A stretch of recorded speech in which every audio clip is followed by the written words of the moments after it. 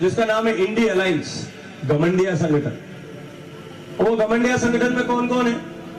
एक दारू माफिया का दारू चोर है, शराब का जो है भ्रष्टाचार करने वाला है, एक चारे का भ्रष्टाचारी है, एक जमीन का भ्रष्टाचारी है, एक नौकरी का भ्रष्टाचारी है, एक 2G का भ्रष्टाचारी है, एक कोयले का भ्रष्टाचारी है।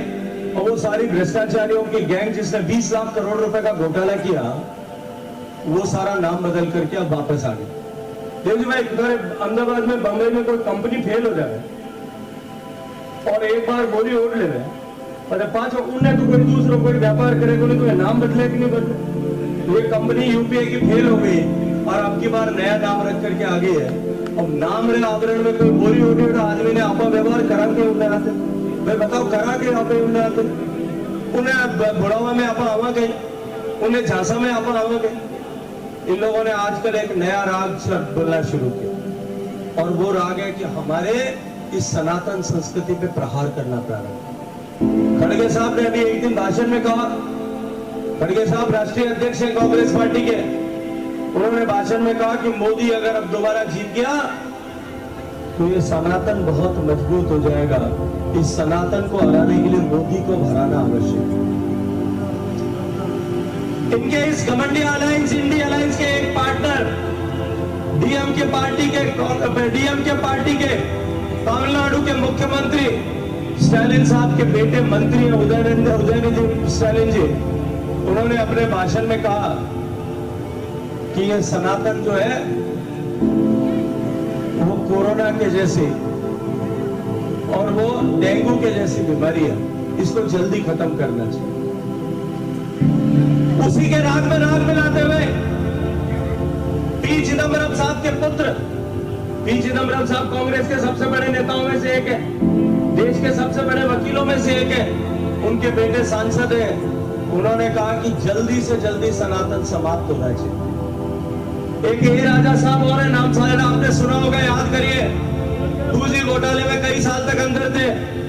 उन्होंने कहा कि ये सनातन जो है वो HIV एड्स के जैसा है, इसको बहुत जल्दी समाप्त हो जाना चाहिए, मर जाना चाहिए। मैं आज जालौर की इस धरती पर, जालौर जिले की इस धरती पर खड़े होकर के आपसे बात कर रहा हूं। जिस जालौर ने देश में सनातन को बचाने के लिए, जिस जालौर के दुर्ग ने 2-2 बार शाका किया और 2-2 बार जौहर किया, उस जालौर के धरती पर खड़े होकर के मैं आज चुनौती देकर के पूछना चाहता हूं, जिस सनातन को मिटाने के लिए इस हिंदुस्तान में भारत की वैभव से, भारत की संपदा से, भारत की संपत्ति से, भारत की समृद्धि से आकर्षित होकर के कितनी तरह के लोग आए। कुछ लूटने के लिए आए, शक आए, हुन आए, कुषाण आए, चंगेज खान आए, सिकंदर आए, यवन आए, पठान आए, गुलाम आए, गौरी आए, गजनी आए, तुर्क आए, अरब आए, खलीफा आए और फिर भारत के सनातन को नेस्तनाबूद करने का संकल्प लेकर के यवन आए, मुगल आए, कासिम आए, जाफर आए और उनके बाद में डच आए, फ्रांसीसी आए, पुर्तगाली आए और अंग्रेज आए।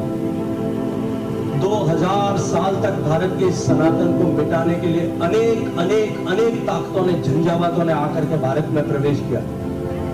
लेकिन हमारे पूर्वजों ने, जितने लोग हम यहां बैठे हैं, हम सब के पूर्वजों ने, चाहे वो किसी भी जाति समाज के हो, हर एक ने अपनी भूमिका का निर्वहन किया, हर एक ने अपनी भूमिका को निभाया, अपने सिर देकर के भी सनातन संस्कृति को बचाया।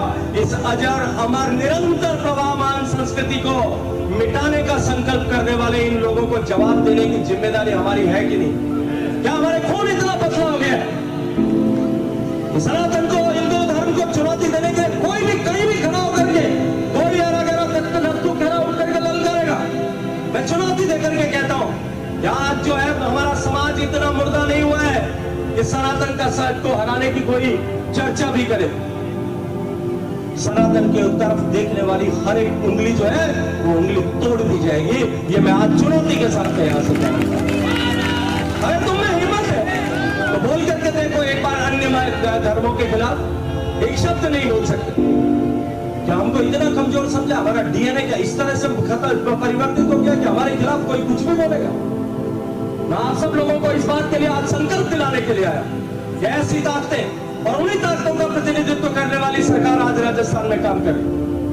मोदी जी राम मंदिर बनवाते हैं, ये राम दरबार तुड़वाते हैं। मोदी जी शिवलिंग का जो है काशी विश्वनाथ केदारनाथ का पुनरुद्धार करवाते हैं। मोदी जी महाकाल लोक बनवाते हैं और ये यहाँ पर जो है अलवर में शिवलिंग तोड़ते हैं। मोदी जी भारत के 30 त्योहार तीर्थों को सबको पुनः जो है पूरी दुनिया में एक बार फिर परिभाषित करने के लिए, पुनः परिभाषित करने के लिए काम करते हैं और ये हमारे 30 त्योहारों पर प्रतिबंध लगाते हैं। ये तुष्टिकरण को समर्पित सरकार को संतुष्टिकरण की ताकत से हराने के लिए हम सबको एक राय होकर के खड़ा होना पड़ेगा। मित्रों, हो सकता है कि हमारे काम न हुए हो सकता है कि हमारे साथ में सरकार ने धोखा किया होगा, हो सकता है कि सरकार ने हमारी वाजिब काम नहीं किए होंगे। अभी जब देवजी भाई कह रहे थे, मैं जब यहाँ आ रहा था, मुझे एक पत्रकार गाड़ी में मिले, उन्होंने मुझे पूछा कि राजस्थान की सरकार को आप कितने नंबर दोगे। तो मैंने कहा जितने नंबर आप आउर से लेकर के और वो जालौर से लेकर के और भादराजून होते हुए जोधपुर की रोहित तक की सड़क को देव के उतरेगा उतने नंबर में खंडों से अति बड़ी सड़क। मैंने देवजी भाई से पूछा, मैंने क्या है इस सड़क का झंझट। इन्होंने कहा कि जो है एक मंत्री है, चित्तौड़ जिले के रहने वाले हैं, उन मंत्री जी का टोल का ठेका है, उस टोल के ठेके को बचाए रखने के लिए और उस अवैध वसूली को बनाए रखने के लिए ये हमको उन खड्डों में जो है गिर करके अपनी कमर तोड़वाने के लिए मजबूर कर, ये भी हम माफ कर देते। लेकिन जो हमारे आस्था पर चोट करेगा, जो हमारी सनातन संस्कृति पर चोट करेगा, और वो संस्कृति कैसी संस्कृति। करपात्री जी महाराज ने कहा, हम सब लोग हर पूजा के बाद, हर सत्संग के बाद, हर कीर्तन के बाद में कहते हैं सनातन धर्म की जय हो, अधर्म का नाश हो, प्राणियों में सद्भावना हो, जीव का कल्याण हो, जगत में शांति। जो इन सब तरह की कामना करने वाला धर्म है, उस धर्म को चुनौती देने वाले लोगों को परास्त करने के लिए संकल्प करने की आवश्यकता है। हम सब कुछ स्वीकार कर सकते थे, लेकिन जिन लोगों ने हमारे सनातन पर चोट करने का बात किया, उन लोगों को हम राजस्थान में बर्दाश्त नहीं करेंगे। इसके लिए संकल्प लीजिए, बुझार उठाइए, अपने इष्ट देव को साक्षी मान करके कि अब से लेकर के चुनाव होने तक इन सनातन विरोधी ताकतों को हम हराने में कोई कसर नहीं छोड़ेंगे। और संकल्प की मुट्ठी बांध करके बोलिए, भारत माता की।